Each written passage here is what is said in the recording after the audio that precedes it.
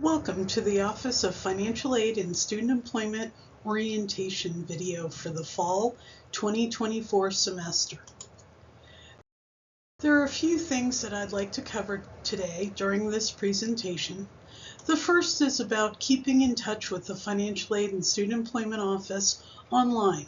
We have a Facebook page, Twitter, also our website to help you through the financial aid process at UCCS.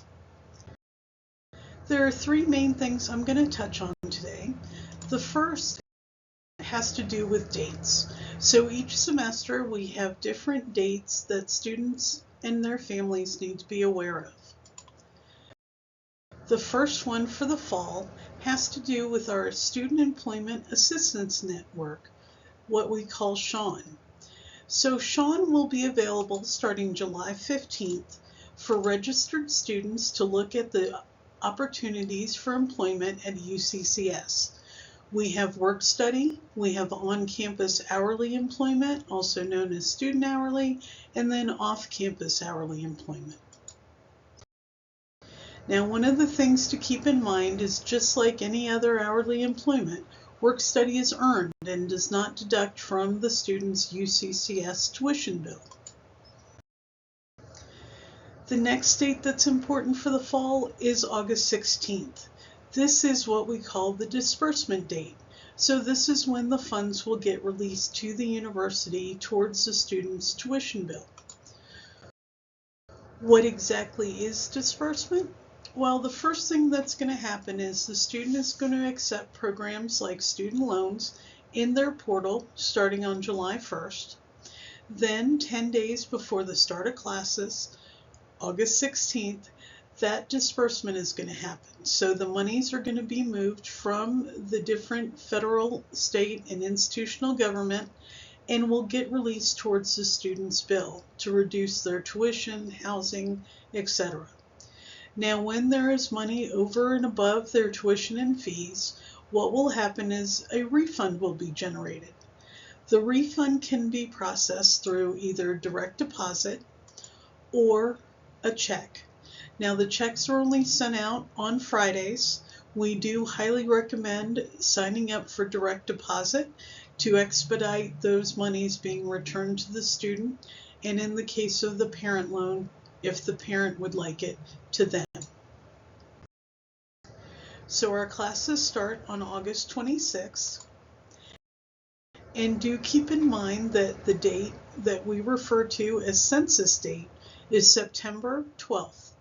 This is not only the payment due date, but this is also the last day to drop courses without being charged for them, and also the day that financial aid adjustments may be made.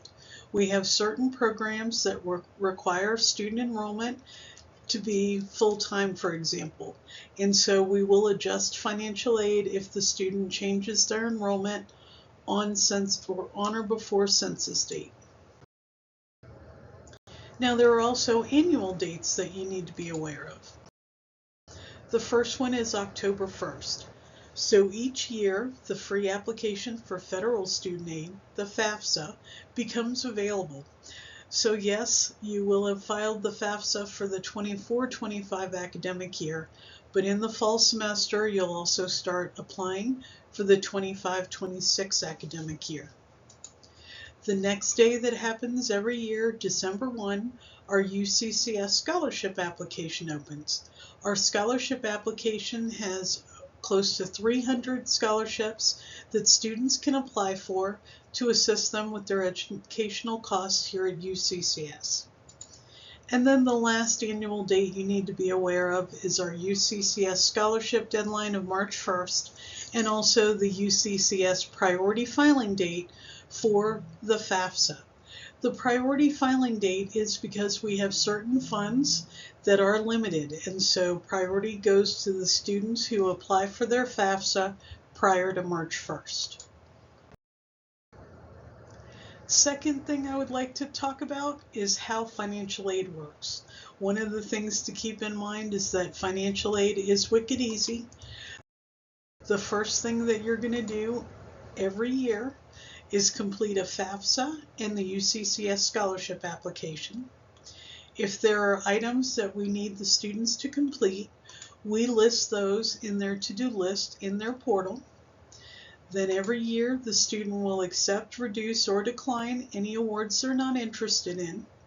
And then the last thing that will happen is 10 days before the start of each semester, the student will receive the disbursement of their financial aid monies. And those financial aid monies are grants, scholarships, and student loans.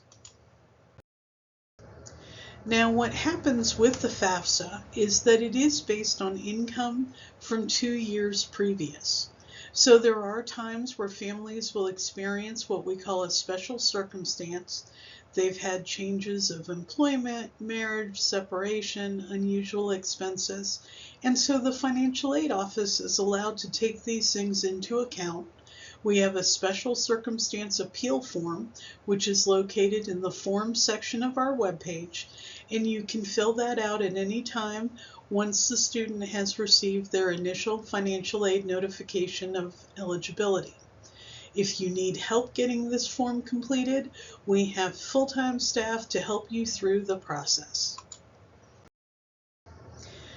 Now, one of the things to keep in mind when it comes to federal financial aid is that federal financial aid is very different than the other types of programs like state aid or scholarships, where it can only pay for automatically things like tuition, room and board, and our mandatory fees.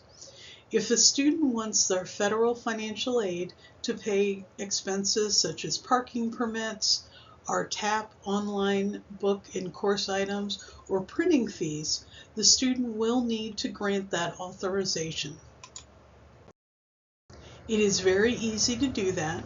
In the student portal, in the bursar section, student financials, there's a tab that says Grant Title IV Permission. The student can complete that, and then we can use federal financial aid to pay those other charges that may be on their student account. It is also important to keep in mind that once the student has registered for their courses, we can no longer talk to anyone but the student unless the student has granted that authorization. This is due to a federal law called the Family Education Rights and Privacy Act, also known as FERPA. Now, there is a grant authorization form in the student records section of your portal that can help the student fill out who we are allowed to speak with. The last thing that I would like to talk to you about has to do with our resources. There are different ways that you can get financial aid information. The first one is our financial aid website. Our website has all the information about how to apply for financial aid, the different types of financial aid programs available, as well as our calendar for each semester that'll show you important dates to keep in mind. The second resource that is available to you is through the My UCCS portal. So you will have quick access to get items like applying for scholarships, looking at your financial aid awards. There is also a tab that is called To-Do Items and your tasks. So it is important that students regularly check that because our office and others on campus will use that to be able to get the student the information on what they need to do.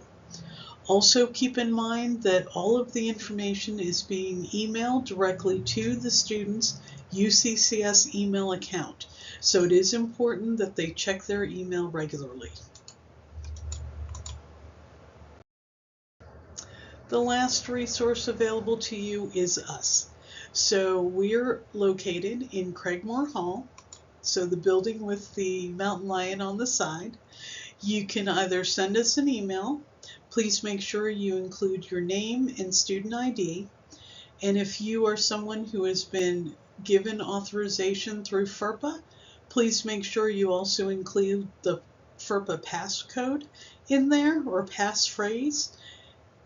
You can also call us. Our office is open Monday through Friday from 8 a.m. to 4 p.m.